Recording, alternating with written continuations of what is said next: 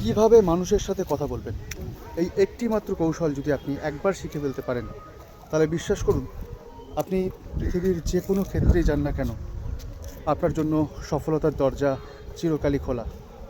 আর যদি না পারেন, আপনি যতই ট্যালেন্টেড হন না কেন, আপনি যতই দেখতে শুনতে হ্যান্ডসাম হন না কেন, আপনার দরজা চিরকালের জন্য বন্ধই থাকবে।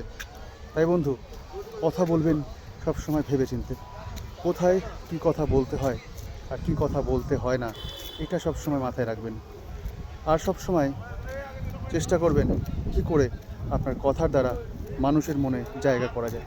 কারণ আমাদের জিভটা অনেকটা চাকুর মতন। এটা দিয়ে আপনি মানুষের মনে দাগও কাটতে পারেন, আবার মানুষের মনে মাখনও লাগাতে পারেন। তাই ডিসিশন আপনার। আপনার কথার দ্বারা আপনি মানুষের মনে মাখন লাগাবেন না দাগ কাটবেন। তাই কথা বলুন আজ থেকে এত সুন্দর ভেবে চিনতে, যেন ম্যাজিকের মতন, যা হাজারো ভিড়ের মধ্যে আপনাকে আর 5টা মানুষের থেকে আলাদা করে তুলবে। জয় হিন্দ, বন্দে মাতরম।